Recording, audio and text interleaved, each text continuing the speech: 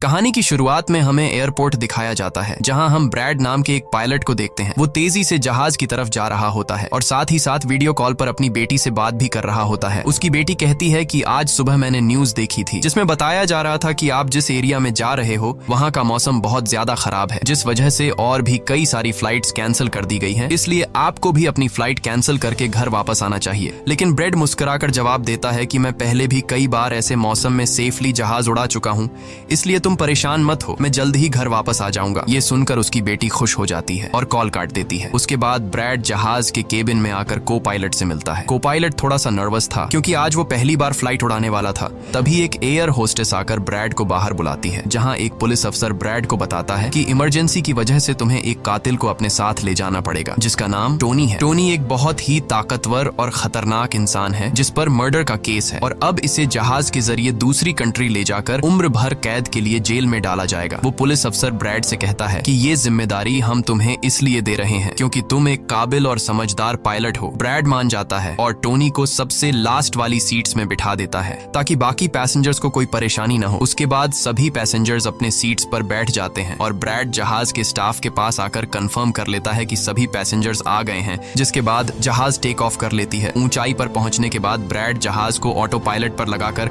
को पायलट के साथ अपनी फैमिली के बारे में बातें करने लगता है। ब्रैड को पायलट को मोबाइल में अपनी बेटी की फोटो दिखाता है और कहता है कि मैं अपनी बेटी से बहुत प्यार करता हूं और हमारा इस दुनिया में एक दूसरे के अलावा और कोई भी नहीं है। दूसरी तरफ जहाज में बैठे पैसेंजर्स सफर को एंजॉय कर रहे होते हैं, लेकिन उन्हें पता नहीं था कि कुछ देर बाद उनके साथ बहुत ही बुरा होने वाला है। केबिन में बैठे दोनों पायलट्स भी खुश थे और जहाज भी नॉर्मल तरीके से फ्लाई कर रहा था, लेकिन तभी अचानक मौसम खराब हो गया और जहाज हल्के से झटके लेने लगा, जिस वजह से ब्रैड परेशान हो जाता है क्योंकि उसे कुछ ठीक नहीं लग रहा था। वो सभी मुसाफिरों को सीट बेल्ट बांधने के लिए अनाउंस करता है और रेडियो के जरिए वो कंट्रोल टावर से बात करने की कोशिश करता है, पर उसकी बात नहीं हो पाती क्योंकि मौसम खराब होने की वजह से यहाँ के सारे रेडियोस काम करना बंद कर देते हैं। तभी अचानक बिजली का तेज झटका प्लेन से आकर लगता है, जिस वजह से प्लेन जोर जोर से झटके लेने लगता है। ब्रैड पैसेंजर्स का हाल देखने के लिए केबिन से बाहर जाता है। पैसेंजर्स को देखकर ब्रैड को थोड़ा बहुत सुकून मिल जाता है क्योंकि सभी पैसेंजर्स सेफ थे, पर यहाँ अब धीरे धीरे लाइट बंद होती जा रही थी और तभी प्लेन को कई और झटके लगते हैं, जिससे ब्रैड का सिर सामने छत से टकराकर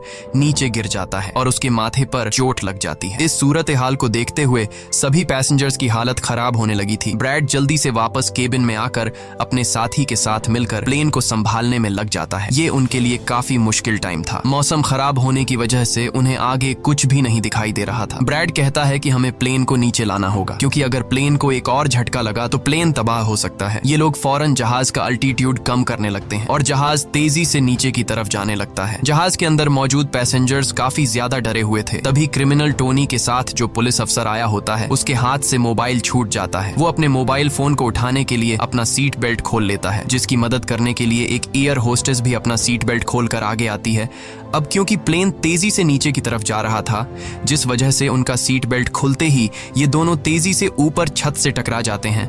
ये दोनों इतनी तेजी से छत से टकराते हैं कि उनकी तुरंत मौत हो जाती है। इतने में जहाज काफी कम अल्टीट्यूड पर आ जाता है और किसी तरह करके ये दोनों पायलट जहाज को कंट्रोल कर लेते हैं, लेकिन अब जहाज में ज्यादा पावर नहीं बची होती, इसलिए ब्रैड जहाज को एयरपोर्ट तक नहीं पहुंचा सकता था, जिस वजह से ब्रैड जहाज को नीचे लाकर समंदर में क्रैश लैंड करने का सोचता है। लेकिन तभी ये दोनों कुछ दूर एक आइलैंड देख लेते हैं, जिसके बाद ब्रैड जहाज की डायरेक्शन आइलैंड की तरफ कर लेता है और आइलैंड पर लैंड करने का फैसला करता है। कई मुश्किलों के बाद ब्रैड इस आइलैंड पर मौजूद एक रोड पर फाइनली इमरजेंसी लैंड कर लेता है। लकीली इस इमरजेंसी लैंडिंग में सभी पैसेंजर्स सही सलामत होते हैं और किसी को भी चोट नहीं आती। तभी जहाज में पीछे शॉर्ट सर्किट होता है, जिससे देखकर ब्रैड खुश हो जाता है क्योंकि जहाज में अभी भी थोड़ी बहुत बिजली बची हुई थी। सभी पैसेंजर्स के जहाज से उतरने के बाद एक एयर होस्टेस कैप्टन ब्रैड को बताती है कि क्रिमिनल टोनी को ले जाने वाला पुलिस अफसर मारा गया है और एक एयर होस्टेस भी मारी गई है। ये सुनकर ब्रैड बहुत ज्यादा मायूस हो जाता है। दूसरी तरफ एयरलाइन कंपनी का मालिक देखता है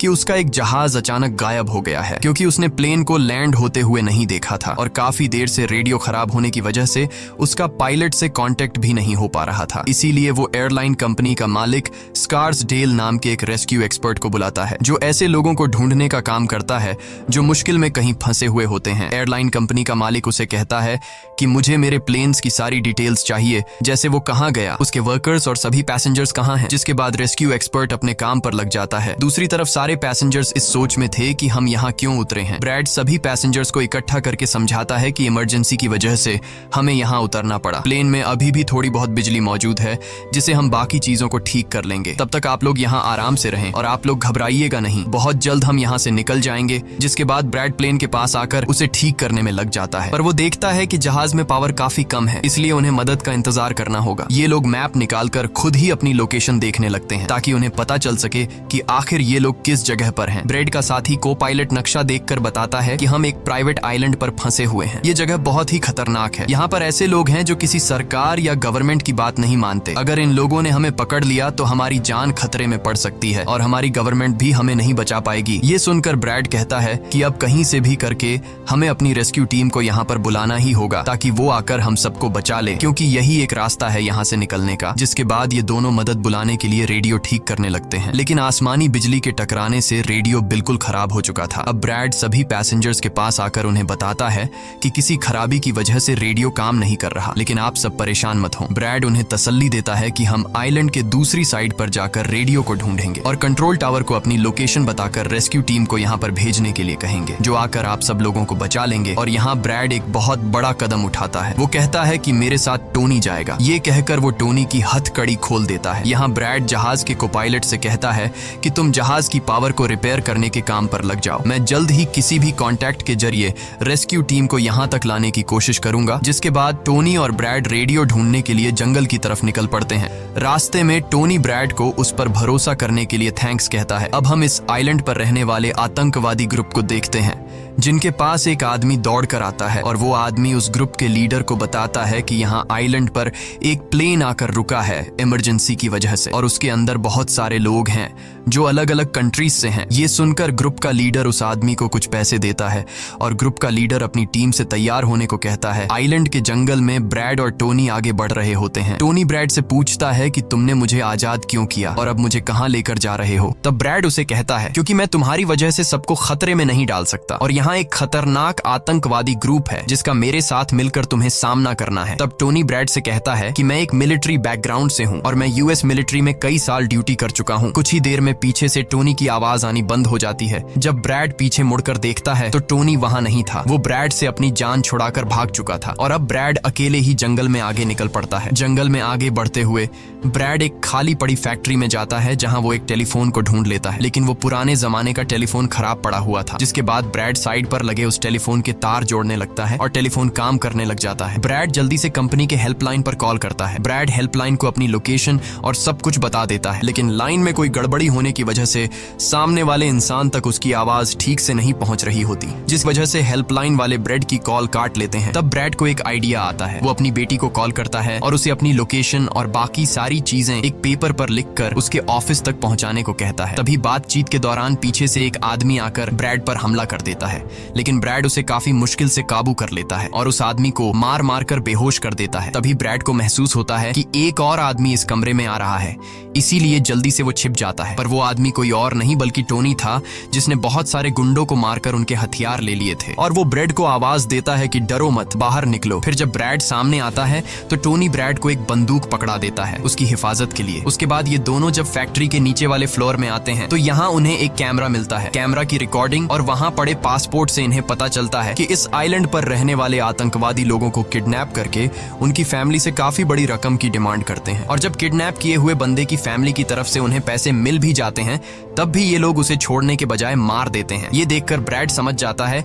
कि हमारे पैसेंजर्स भी खतरे में हैं। जिसके बाद ये दोनों बाहर निकलते हैं और सामने उन्हें एक गाड़ी दिखाई देती है। ये गाड़ी उस आतंकवादी की थी जो कुछ देर पहले ब्रैड के हाथों मारा गया। अब ये दोनों बाहर खड़ी गाड़ी में बैठ जाते हैं और अपने पैसेंजर्स की तरफ जाने लगते हैं। उधर सभी पैसेंजर्स ब्रैड के इंतजार में बैठे हुए होते हैं कि ब्रैड जल्द ही उनके लिए मदद लेकर आ जाएगा। तभी उन्हें किसी गाड़ी की आवाज आती है। गाड़ी की आवाज सुनकर ये लोग खुश हो जाते हैं और ये लोग समझते हैं कि ब्रैड उनके लिए रेस्क्यू टीम बुला लिया है। लेकिन ये रेस्क्यू टीम नहीं बल्कि इस आइलैंड पर रहने वाले आतंकवादी थे। वो लोग गोलियां चलाकर सभी पैसेंजर्स पैसेंजर्स को डराने लगते हैं। उन गोलियों की आवाज ब्रैड और टोनी ने भी सुन ली थी, जिसके बाद ये लोग कार की स्पीड बढ़ाकर जल्दी से प्लेन तक पहुंचने की कोशिश करते हैं। आतंकवादी ग्रुप का लीडर एयर होस्टेस से सभी यात्रियों की लिस्ट मांगता है। डर के मारे जल्दी से एयर होस्टेस उसे लिस्ट ला कर दे देती है। फिर गैंग का एक आदमी को पायलट से पूछता है कि तुम्हारा सीनियर पायलट कहां पर है, जिस पर को पायलट बताता है कि किसी काम से वो जंगल में गया था पर अभी तक वापस नहीं आया। तभी वहां पर ब्रैड और टोनी भी पहुंच जाते हैं, लेकिन ये दोनों चुपके से दूर से इन लोगों को देख रहे होते हैं। इसी दौरान एक औरत वहां से भागने की कोशिश करती है, पर वो लोग गोली चलाकर उसे मार देते हैं। ये देखकर ब्रैड उनकी मदद करने के लिए जाता है, पर टोनी उसे रोक लेता है और टोनी कहता है कि तुम शांत रहो, अभी जाना ठीक नहीं। गैंग का लीडर सभी पैसेंजर्स को एक बस में बैठा लेता है और गैंग का लीडर अपने 2 साथियों को वहीं छोड़कर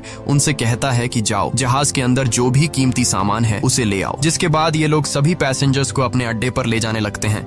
गैंग के जाने के बाद ब्रेड टोनी पर गुस्सा करने लगता है कि वो लोग हमारे पैसेंजर्स को ले गए और तुमने मुझे जाने ही नहीं दिया। जिस पर टोनी उसे समझाता है कि वो लोग काफी ज्यादा थे, अगर तुम चले भी जाते तो इतनी बड़ी आर्मी से अकेले नहीं लड़ पाते। अब ये दोनों प्लेन की तरफ बढ़ने लगते हैं और उन दोनों गुंडों को पकड़ लेते हैं जो प्लेन से कीमती सामान चुरा रहे थे। ब्रेड गन पॉइंट पर उनसे पूछता है कि तुम्हारा लीडर पैसेंजर्स को कहां पर लेकर गया होगा, जिस पर वो बताता है कि यहाँ से कुछ दूर हमारा एक अड्डा है और वो सब वहीं गए होंगे। दूसरी तरफ ब्रेड की बेटी रेस्क्यू एक्सपर्ट के पास ब्रेड का लिखवाया हुआ पेपर दे देती है, जिस पर प्लेन का लोकेशन और सारी जानकारी लिखी गई होती है। रेस्क्यू एक्सपर्ट सैटेलाइट की मदद से प्लेन की लोकेशन का पता लगा लेता है। उन्हें पता चल जाता है कि प्लेन एक आइलैंड पर फंसा हुआ है और उन्हें ये भी पता चल जाता है कि इस आइलैंड पर एक खतरनाक आतंकवादी ग्रुप है। इसके बाद वो रेस्क्यू ऑफिसर अपनी एक प्राइवेट आर्मी के कैप्टन को कॉल करता है और उसे ये सारी सिचुएशन समझाकर उस आइलैंड पर जाने को कहता है। प्राइवेट आर्मी का कैप्टन मान जाता है और अपने साथियों के साथ एक पैसों का भरा हुआ बैग और कई सारे वेपन्स के बैग गाड़ी में लोड करके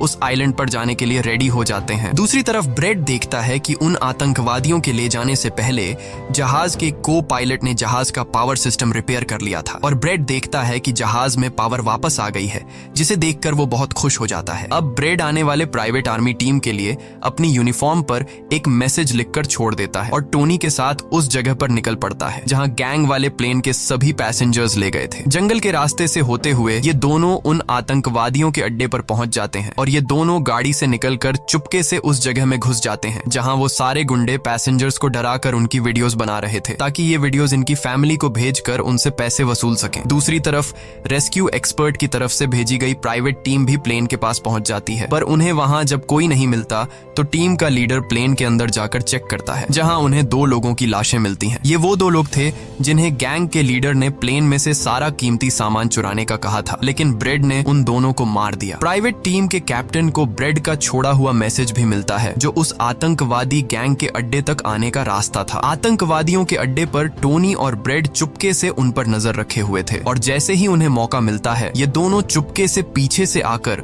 2 आतंकवादियों को मार देते हैं। फिर ये दोनों चुपके से आगे बढ़ते हैं और एक कमरे के बाहर जा पहुंचते हैं। इस कमरे के अंदर सभी पैसेंजर्स को कैद करके रखा गया था। अब ब्रेड इन लोगों को छुड़ाना तो चाहता था, पर वहां बहुत सारे गार्ड्स पहरा दे रहे थे और ब्रेड के पास दरवाजे का ताला खोलने की चाबी भी नहीं थी। इसके बाद ये दोनों एक एक करके उन गार्ड्स को मार गिराते हैं और टोनी तो हथौड़ा उठाकर कई सारे गार्ड्स को हथौड़े से मार देता है। यहाँ ब्रेड एक गार्ड से चाबी लेकर उन पैसेंजर्स को कमरे से आजाद कर देता है। वो उनसे कहता है कि जल्दी से उसी बस में बैठ जाओ जिसमें तुम सबको आतंकवादियों ने यहाँ लाया था, और वो सभी जल्दी से उस बस में जाकर बैठ जाते हैं। तभी टोनी ब्रेड के पास आकर बताता है कि यहाँ से गाड़ी के जरिए बाहर निकलने का सिर्फ एक ही रास्ता है, मगर वहाँ कई सारे गुंडे बंदूक लिए खड़े हैं जो हमें देखते ही हम पर गोलियां बरसाना शुरू कर देंगे। जब ब्रेड पैसेंजर्स की तरफ देखता है तो वो सभी बहुत ज्यादा डरे हुए होते हैं। अब यहाँ ब्रेड अपनी जान को खतरे में डालते हुए एक फैसला करता है और टोनी से कहता है कि मैं वहां पर मौजूद सभी आतंकवादियों का ध्यान भटकाऊंगा और तुम मौके का फायदा उठाते हुए सभी पैसेंजर्स को यहाँ से ले जाना। अब पहले तो टोनी ब्रेड को ऐसा करने से मना करता है।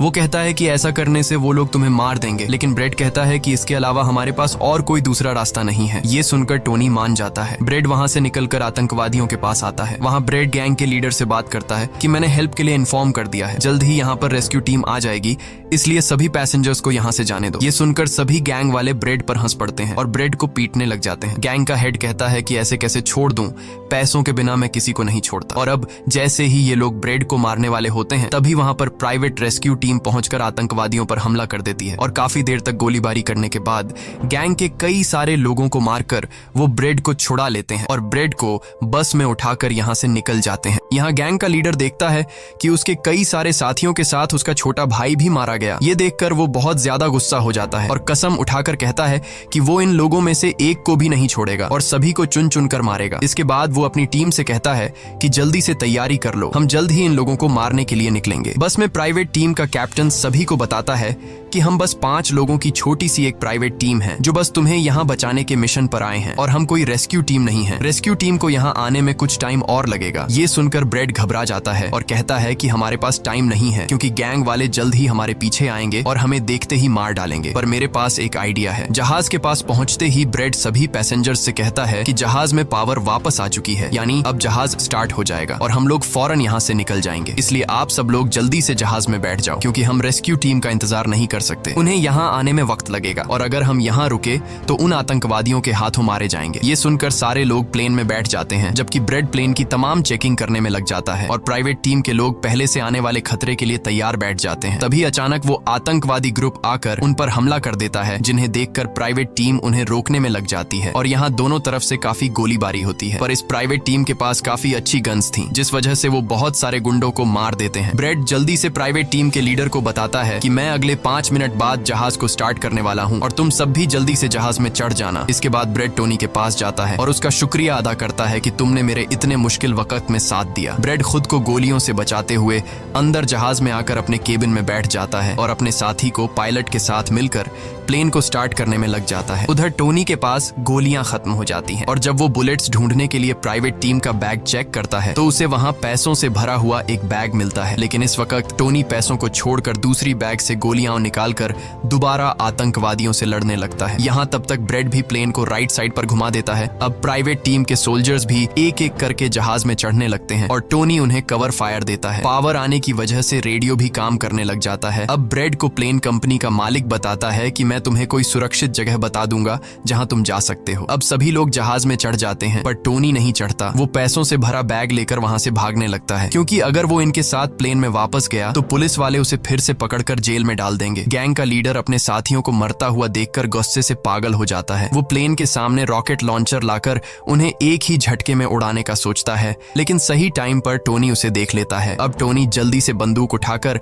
उसे शूट करके मार देता है और सभी लोगों की जान बचा लेता है। ये देखकर ब्रेड टोनी के इस काम से बहुत खुश हो जाता है और ब्रेड अपनी पूरी ताकत लगाकर प्लेन उड़ाने में कामयाब हो ही जाता है। ये देखकर टोनी सभी पैसेंजर्स और ब्रेड के लिए खुश होता है और पैसों का भरा हुआ बैग लेकर जंगल की तरफ भाग जाता है। ब्रेड जहाज को इस आइलैंड से दूर ले जाता है और जहाज का मालिक उसे एक एयरपोर्ट के बारे में बताता है जहां ये लोग जा सकते थे जो अब इनके काफी करीब था। ब्रेड एयरलाइन कंपनी के मालिक की बताई हुई जगह की तरफ जहाज को ले जाता है लेकिन तभी एक बार फिर जहाज के इंजन में आग लग जाती है और जहाज तबाह होने लगता है। इसलिए ब्रेड दोबारा से इमरजेंसी वार्निंग ऑन करता है और धीरे धीरे जहाज को नीचे रनवे पर लाने की कोशिश करता है। फाइनली बड़ी मुश्किल के बाद ब्रेड जहाज को रनवे पर उतार देता है और सब लोगों की जान बच जाती है। ब्रेड और उसका साथी को पायलट काफी खुश हो जाते हैं। उधर प्लेन कंपनी का मालिक और उसकी टीम भी बेहद खुश थी। अब ब्रेड पैसेंजर्स का हाल देखने के लिए पीछे जाता है तो वो देखता है कि सभी पैसेंजर्स सेफ हैं और ये देखकर उसके दिल को सुकून मिल जाता है। वहाँ खड़े सभी पैसेंजर्स ब्रेड के लिए तालियां बजाने लगते हैं और ब्रेड का शुक्रिया अदा करते हैं। कुछ ही देर में वहाँ उनके लिए रेस्क्यू टीम भी आ जाती है जिसे देखकर सभी पैसेंजर्स खुश हो जाते हैं। यहाँ ब्रेड सभी पैसेंजर्स को रेस्क्यू टीम के साथ भेज देता है और कैप्टन फाइनली सुकून की सांस लेते हुए